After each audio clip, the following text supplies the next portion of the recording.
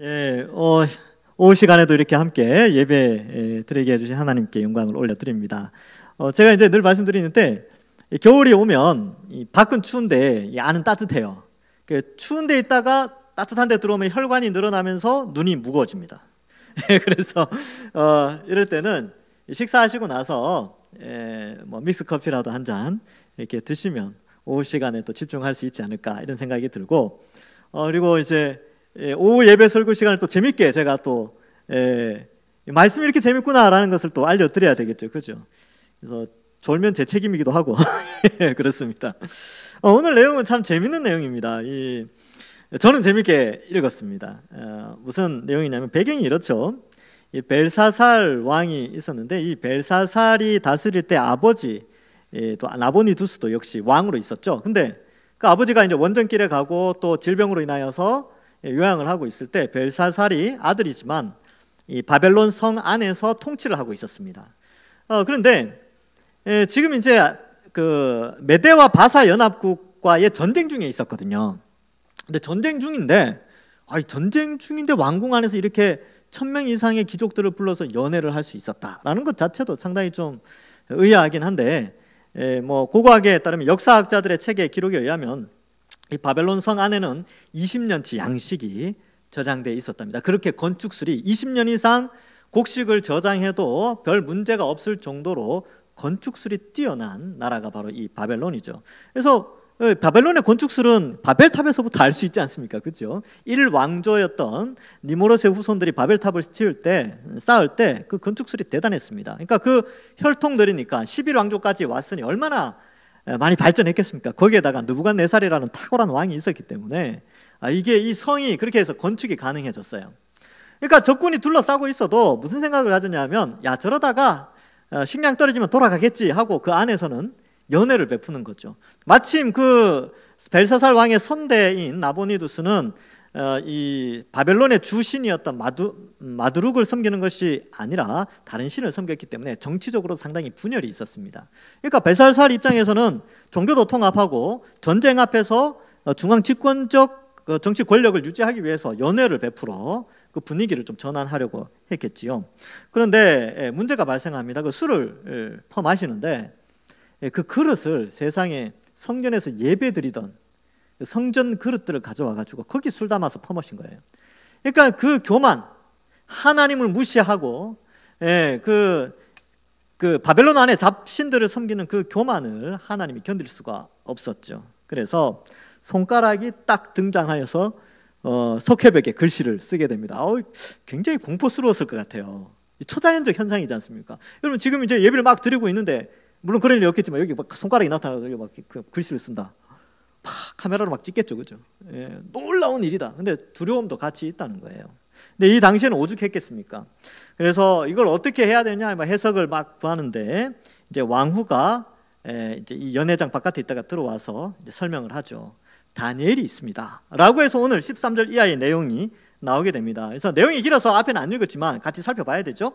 13절에 보면 이 다니엘이 부름을 받아 왕 앞에 나오매 왕이 다니엘에게 말하되 네가 나의 부왕 유다에서 사로잡혀온 유다 자손 중 그 다니엘이냐? 이 벨사살이 이 왕정 정치에 특별히 그 역사에 그렇게 큰 관심이 없었나 봅니다. 이렇게 다니엘은 알고 있었는데 이렇게 자주 접촉이 없었던 것 같아요.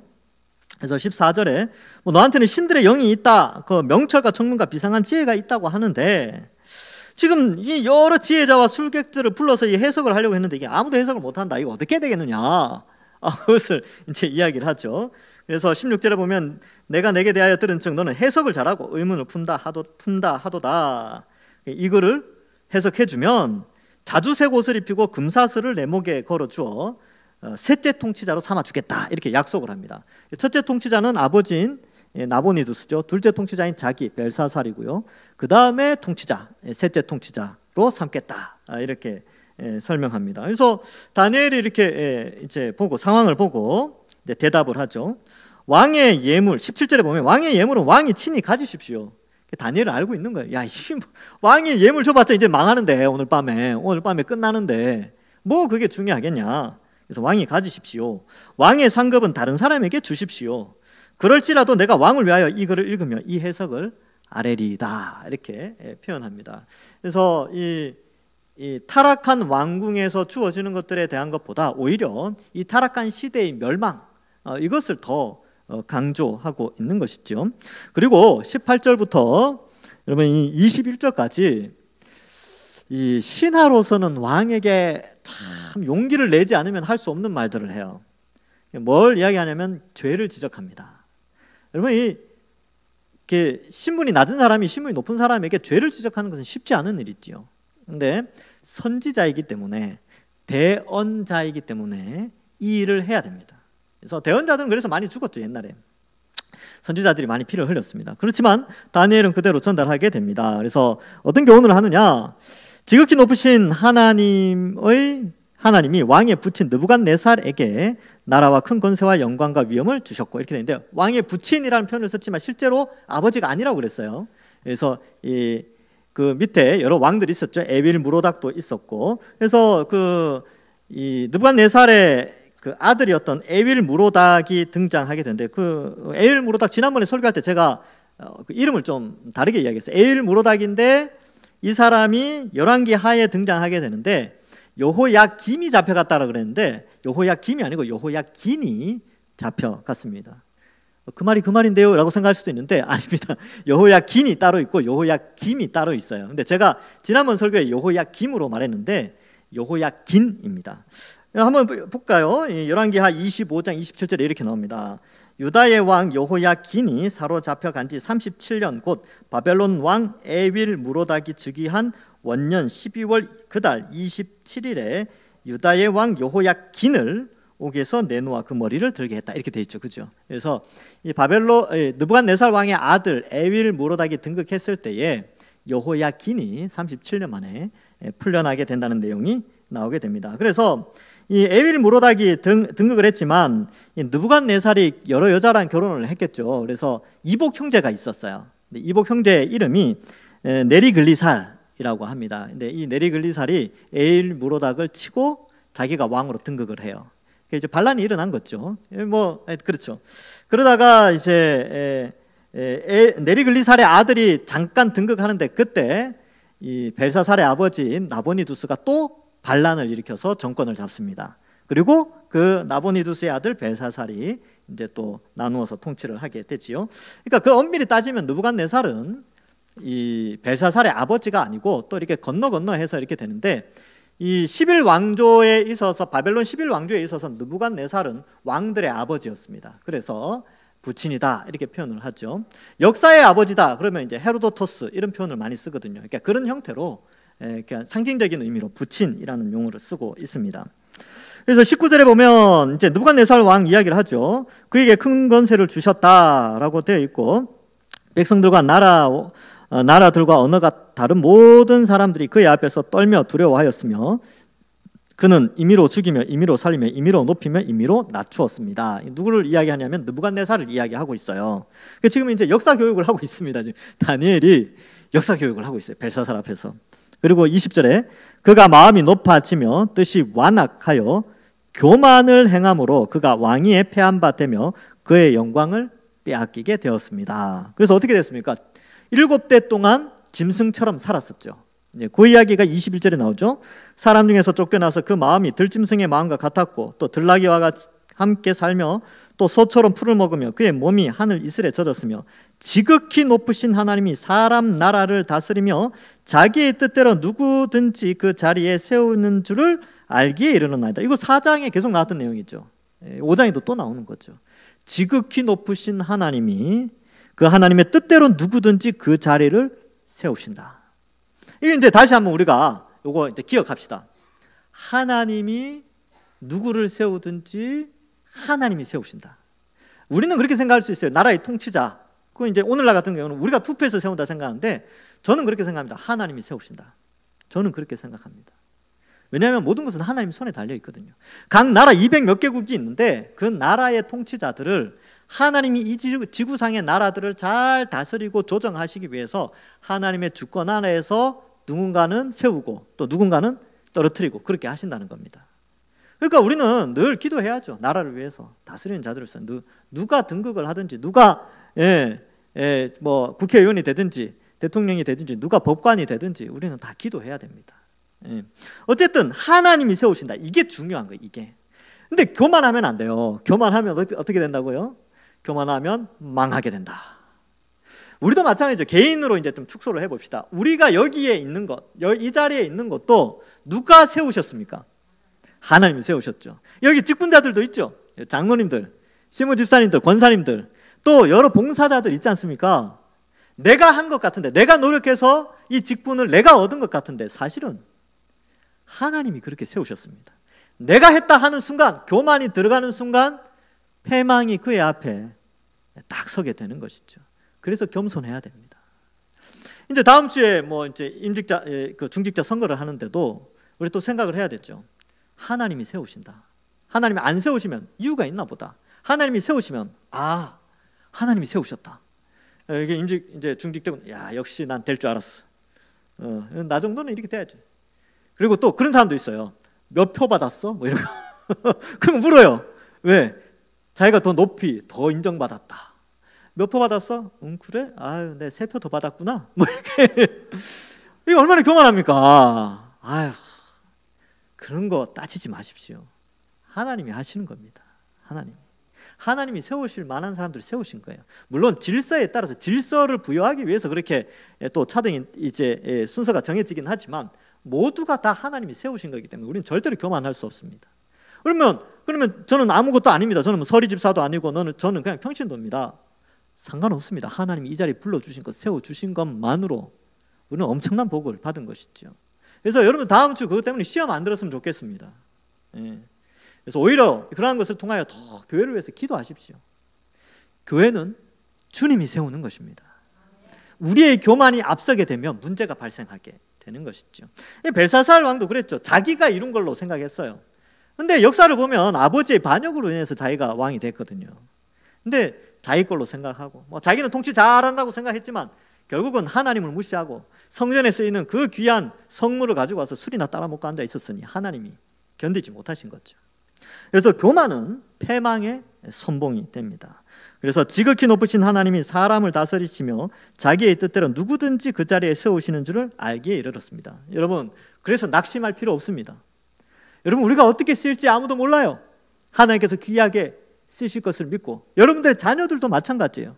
아유, 저 어떡하나. 아유, 하나님께 맡기십시오. 어떡하긴요. 하나님이 알아서 하시지. 하나님이 알아서 해줍니다. 그래서 자식들을 위해서 기도 많이 하십시오. 자식들이 하나님 앞에 든든히 설 수 있도록 기도하시면 하나님이 책임져 주십니다. 우리 가정 어떡하나? 하나님이 세우십니다. 천한 자를 세워 존귀한 자로 세워주시죠. 그 천하 정말 짐승과 같은 7년 동안 도저히 왕권이 회복될 수 없을 것 같았던 그 느부갓네살도 7대를 지나서 하나님이 다시 왕으로 복귀시켜 주지 않습니까? 우리도 마찬가지죠. 하나님의 때에 하나님이 사람을 세우시고 그러한 가운데 우리는 교만해서는 안 되는 것이죠. 바벨론 이퀄 교만 이렇게 됩니다. 그래서 바벨탑도 교만이죠. 여기 나오는 바벨론 11왕조 역시 교만의 왕조였습니다. 하나님께서 다 멸망시키는 것이죠. 우리가 살고 있는 이 세상도 바벨론 세상과 같습니다. 그래서 요한계시록이나 베드로 전서에도 세상을 바벨론으로 묘사하고 있습니다. 이 바벨론과 같은 세상 교만하죠. 여러분, 하나님을 믿지 않는 자들의 삶은 다 교만한 삶입니다.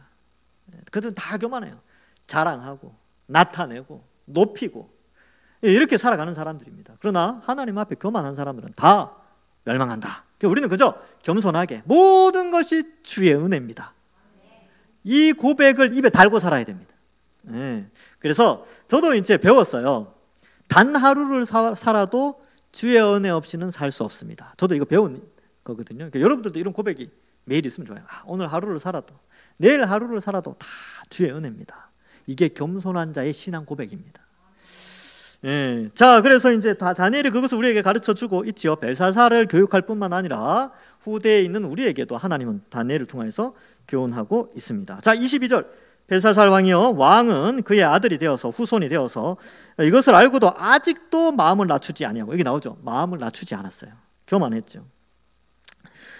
도리어 자신을 하늘의 주제 하나님보다 높이며 그의 성전 그릇을 왕 앞에 가져다가 왕과 귀족들과 23절 읽고 있습니다. 왕후들과 후궁들이 다 그것으로 술 마시고 왕이 또 보지도 듣지도 못하는 알지도 못하는 금은 구리 쇠 나무 돌로 만든 신상을 찬양하고 또 도리어 이렇게 되어 있죠. 어쨌든 지금 죄를 지적하고 있는 거예요. 위대하신 하나님, 그 하나님을 높이기보다는 오히려 자신을 높였다. 그 이야기를 하고 있죠. 그리고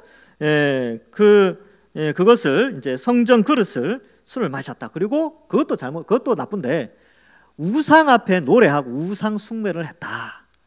이 이야기를 합니다. 여러분, 이 다니엘이 이 말을 하면서 죽을 수 있습니다. 벨사살이 당장 거기 이제 왕의 경비병들이 많을 거 아닙니까? 이거 듣고 기분 나쁘면 어때요? 나한테 지금 무슨 이야기를 하는 거야? 하면서, 그죠? 아니, 바벨론의 신들이 얼마나 위대한데 네가 지금 무슨 소리 하는 거야? 이렇게 다니엘 보고 야, 당장 창으로 던져라 뭐 이렇게 하면 끝나는 거예요. 다니엘은 죽을 수 있었다니까요. 그러나 계시를 맡은 자, 하나님의 뜻을 아는 자요, 대언자였기 때문에 목숨 걸고 왕 앞에 이 메시지를 전달하고 있습니다. 그래서 23절 뒷부분이 핵심 구절이에요. 그래서 뒷부분 찬양하고도 도리어, 자, 그 다음에 왕의 호흡을 주장하시고 왕의 모든 길을 작정하시는 하나님께는 영광을 돌리지 아니한지라. 요 구절이 오늘 설교 제목과도 연결되어 있는데, 여러분 여기에 본문이 이제 해석을 조금 더 원문에 가깝게 제가 해석을 하면 이렇습니다. 왕의 호흡과 왕의 모든 길은 하나님 여호와의 하나님의 손에 달려 있는데 왜 영광을 돌리지 아니합니까? 이런 뜻이에요. 여기 이제 손이라는 단어가 없는데 그 주장하시고라는 단어 있죠. 주장. 이 주장이라는 단어가 손이라는 뜻이에요. 손. 하나님의 손이죠. 그래서 왕의 호흡과 모든 길은 하나님의 손에 달려 있습니다. 이 손 안에 있소이다? 옛날에 뭐 그런 것도 있었죠. 근데 이게 작정하다라는 단어 자체는 없지만 어쨌든 우리 번역에서는 더 자연스럽게 번역하고자 이렇게 번역을 했어요. 어쨌든 벨사살 왕의 호흡, 생명이죠. 그리고 그가 하는 모든 길, 정치입니다. 그의 생명과 정치, 이 모든 것이 하나님 손에 달려 있습니다 라고 말씀하고 있죠. 여러분, 우리도 마찬가지죠. 여러분, 우리의 모든 숨, 호흡, 그리고 우리가 계획하는 모든 삶의 계획들, 앞으로 계획하고 있는 것들 있지 않습니까? 이 모든 것이 누구의 손에 달려 있다고요? 하나님 손에 달려 있습니다. 이걸 믿어야 됩니다. 이 믿음이 필요해. 이 믿음이. 우리는 자꾸 어떻게 생각하냐면, 에이, 하나님이 내 앞길 인도하시겠어. 내가 해야지. 내가 준비해야지. 내가 머리 써야지. 내가 계획을 해야지. 내가 어떻게 해야지. 자꾸 이런 생각이 있는데, 물론 계획을 하지 말라는 것은 아닙니다. 사람이 계획적으로 살아야죠.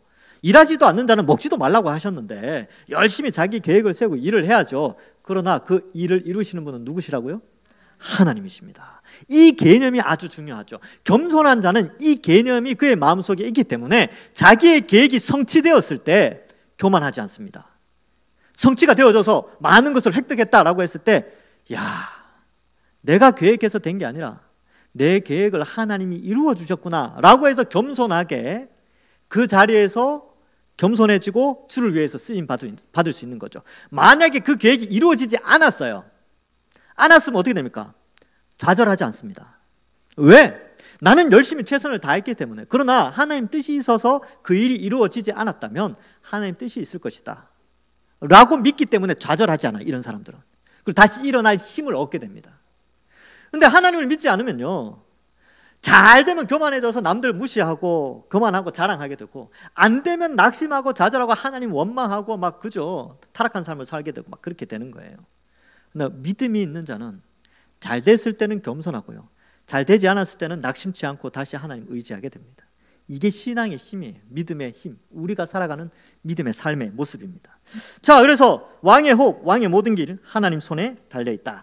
세상을 움직이는 하나님의 손이 여기에 있다라는 것을 말해주고 있습니다. 그래서 한 나라도, 이 위대한 바벨론도요, 이날 순식간에 멸망하게 됩니다. 자, 24절에 보시면, 이러므로 그의 앞에 이 손가락이 나와서 이거를 기록하였는데 그 글자가 이렇게 돼 있죠. 메네, 25절에 보면 메네 데겔 우바르신 이렇게 돼 있는데, 여러분 이 단어를 좀 해석할 필요가 있습니다. 메네라는 단어가 이게 숫자라는 뜻이에요. 숫자, 넘버 이런 뜻이죠. 그러니까 숫자 숫자 이런 뜻이에요. 숫자 숫자 그 다음에 대겔은 저울 그 다음에 우바르시는 나누어지다 이런 뜻인데, 그러면 이 숫자가 두 번 반복되면서 이게 어떤 역할을 하냐면 숫자 두 번을 쓰면 이거는 수를 세다 이런 뜻이 됩니다.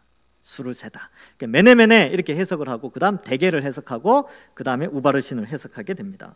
그래서 하나님이 숫자를 세고 있는 거죠.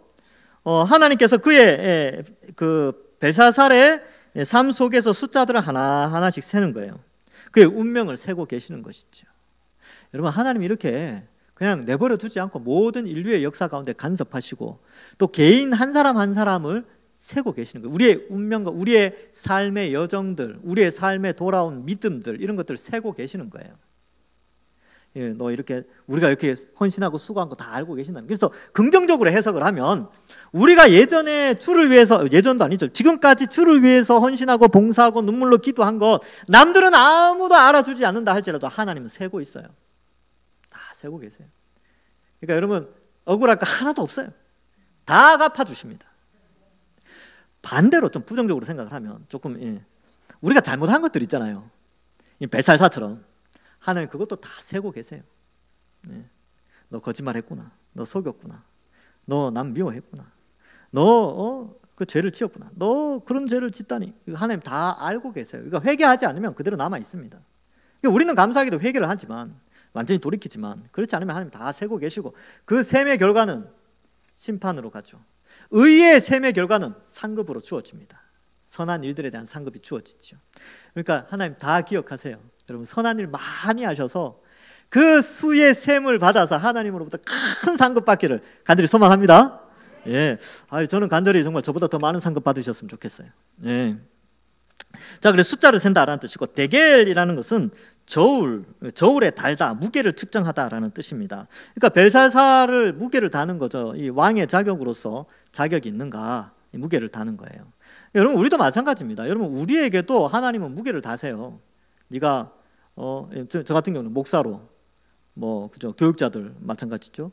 또 장로, 시무집사, 권사, 봉사자들 다 하나님 앞에 무게가 달려지게 됩니다. 그래서 그 무게를 달았을 때에 그 무게가 정확하게 나오면 칭찬을 받는 거예요. 근데 한참 미달되면 하여튼 그래요. 벨사살은 미달되었습니다. 그래서 무게가 달려졌는데 하나님의 마음에 흡족하지 않았죠. 그래서 무게를 달아보니 부족하면 하나님이 경고를 하십니다. 그리고 이제 그렇게 됐죠. 그러니까 우리도 한번 생각해 봐야 돼요. 하나님은 무게를 다시는데 그 무게에 합당하지 않은 것들을 자꾸 버려야 돼요. 떼내야 된다니까요. 그래서 이게 금이 있는데 금이 불순물이 많이 섞이면 제값을 못 받잖아요. 근데 그처럼 그 불순물들을 다 제거하듯이 여러분 우리도 합당한 그런 저울에 달리기 위해서는요, 이런 죄악들도 다 끊어내야 됩니다. 그래서 성경적으로 살아가야 되지요. 그래서 영적인 고갈을 가지고 오는 어떠한 행동들은 개선할 필요가 있습니다. 그러니까 왜냐하면 무게에 달려지고 있기 때문에 무게에 합당하게 달려지기 위한 그 수단으로서 여러분들의 영적인 것들을 방해하는 요소들, 영적 고갈을 가져오는 어떤 것들은 빨리 내어버리셔야 돼요. 예를 들면 지나친 취미 생활 있잖아요. 영적 생활을 방해하는 거. 그러니까 토요일 밤 늦게까지, 주일 새벽까지 영화를 본다든지, 인터넷을 한다든지. 그 영적 생활에 고갈을 가져. 왜냐면 주일날 와서 계속 자거든요. 근데 무슨 생각해요? 주일 예배 드렸으니까 구원받겠지. 이런 생각하고 앉아 있으니까. 그러니까 영적인 고갈을 하는 그런 것들은 끊어내야 됩니다. 그런 채널들을 끊어야 돼요. 그리고 또 어떤 게 있을까요? 지나치게 뭔가에 집착하게 하는 그런 것들, 신앙을 방해하는 것들은 좀 차단을 해야 돼요. 그런 채널들을 좀 끊어내야 돼요. 또 죄악들도, 여러분 혹시 도박하고 있습니까? 중독자들 있습니까 여기? 최대한 빨리 끊으시고 힘드시면 치료까지 받으십시오. 그거 심각합니다. 술 문제도 마찬가지죠. 술도 이게 이제 중독 현상을 일으키면 상당히 위험하니까 최대한 좀 빨리 끊는 게 좋습니다. 끊는 것도 좋고, 또 그럴 리 없겠죠. 마약 있습니까? 빨리 끊으십시오. 그러니까 우리 영적인 것들을 고갈시키는 어떤 중독성 있는 것들은, 그러니까 중독 때문에 신앙 성숙을 방해하는 요소들이 있다면 어쨌든 끊어내야 돼요. 하나님이 저울을 달고 계십니다. 다음으로 이제 우바르신이라고 하는데 이것은 합성어입니다. 우라는 접속사 플러스 바르신인데 이 원어는 페르신이에요. 우페르신인데 이 합성어가 되면서 바르신이 되고 우를 빼면 페르신인데 페르신은 히브리어로 바꾸면 베레스가 됩니다. 그래서 베레스라는 용어가 구약 성경에 나와요. 그래서 창세기를 읽다 보면 뭐 그때로부터 나누어지더라 이런 표현을 하면서 그 아들의 이름을 베레스라 하였더라 뭐 이렇게 돼 있어요. 베레스. 이 베레스가 나누어지다라는 뜻이거든요. 그래서 이 우페르신이라고 해서 나누어지다 이런 뜻이 있습니다. 뭘로 나누어지느냐? 이 나눔의 의미는 28절에 보면 베레스는 왕의 나라가 나뉘어서 메대와 바사 사람에게 준바되었다 함이니이다 하니 이렇게 기록하고 있지요. 자, 그러면 요 말이 되어지자 여러분 29절에 이제 우리가 오늘 본문에서 벗어나지만 어쨌든 29절에 보면 금사슬 걸리고 뭐 이렇게 하죠. 셋째 통치자로 삼았죠. 근데 30절에 한번 보세요. 그날 밤에 갈대아 왕 벨사살이 죽임을 당하였고 메대 사람 다리오가 나라를 얻었는데 그때 다리오는 62세였더라 이렇게 되어 있죠. 자, 요 배경이 성경에는 아주 짧게 나와요. 근데 역사 기록에는 아주 길게 설명합니다. 역사 기록에는 이 메네메네 대겔 우바르신이라는 건 없어요. 그래서 지금 이제 설교를 마무리하기 전에 제가 약간 설명을 하고 이 부분을 좀 오해할 수 있으니까 약간 설명을 하고 넘어가도록 하겠습니다. 도대체 이날 무슨 일이 있었는가 이것들을 우리가 좀 생각해 볼 수가 있는 것이죠. 그래서 지난번에 제가 보여드렸던 그림이 있는데 그거를 좀 보여드리겠습니다. 지금 좀 지저분하죠? 죄송합니다. 자, 이렇게 되어 있는데 요날 일어난 사건을 설명해 드리겠습니다. 여러분, 이 바벨론 성은 사중벽으로 되어 있어요. 사중 안전장치가 되어 있습니다. 여기 보면 여기 성벽이 이렇게 있죠. 근데 요 안에 운하가 또 있습니다. 그리고 또 성벽이 있고 또 성이 뭐 이렇게 되어 있죠. 여기 성벽이 또 이렇게 있고 또 뭐 이렇게 위치가 되어 있어요. 하여튼 여러 가지로 이 안전장치가 되는데 중간에 이것도 성이에요. 이 성 중간에 유프라테스 강이 흘러요. 유프라테스 강이. 그러니까 20년이 지나도 물 걱정 안 한다니까요. 공급 걱정 안 해요. 그 안에 식량을 저장해 놓고. 근데 이 고레스 연합군이 고레스와 이 페르시아의 왕이었던 고레스와 메대의 왕 여긴 다리오라고 되어 있는데 연합군이 이 주변을 둘러싸요. 근데 들어갈 수가 없는 거예요. 근데 이제 이 세계의 역사서를 보면 이제 헤로도토스의 바벨론 역사 그리고 요세푸스의 전쟁사 그리고 헬라 역사가였던 크세노폰의 역사에 이 페르시아 역사에 보면 이것을 아주 상세하게 기록하고 있습니다. 제가 종합해서 말씀을 드리면 고레스가 이거 점령을 하니까 안 되는 거예요. 근데 하나님이 이 고레스에게 지혜를 주셨어요. 어떻게 하냐면 이 유프라테스 강을요. 이 유프라테스 강 이 파란색이라서 좀 그러네요. 유프라테스 이 강을 물줄기를 돌려버립니다. 놀랍지 않습니까? 그러면 물줄기를 돌리면 물이 저장되는 곳이 있어야 되잖아요. 혹은 물이 흘러가는 길이 있어야 된단 말이죠.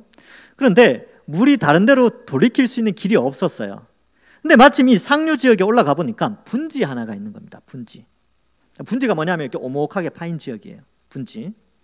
그래서 이 고레스가 머리를 써서 야, 물길을 분지로 돌려서 이 유프라테스 강의 수위를 낮추자라는 것이었어요. 머리가 기가 막힌 거예요. 그래서 몰래 물길을 만들어요. 그래서 밤새 하여튼 이렇게 여러 나라 해서 상류에서 물길을 딱 돌려보니까 여기서 흘러가는 물이 이 사람 높이 이상으로 오다가 점점 내려가는 거죠. 무릎까지 허리까지 딱 찾아 출발합니다. 근데 마침 그 안에서 무슨 일이 있었냐, 연애가 일어났다 그랬잖아요. 근데 이 안에 총독 한 명이 있었습니다. 총독 한 명이 고레스와 이제 접선을 했어요. 그래서 반역을 한 거죠. 총독 한 명이 반역을 하게 됩니다. 그 총독을 통하여서 이제 성문이 열려지게 이쪽으로 들어가는 거예요. 이쪽으로 중간에 다리가 있거든요. 여기로 이제 다 들어가는 거예요. 문을 열어주고 고레스는 무혈로 입성해서 벨사살을 죽이게 됩니다. 귀족 뭐 이런 사람들 다 죽여요. 그래서 이 역사가 3명이 기록한 내용을 보면 다 동일합니다. 물기를 틀었다. 근데 날짜는 조금씩 달라요. 뭐 10월 며칠이었다. 날짜는 조금씩 다른데 성을 점령하는 방식은 똑같습니다.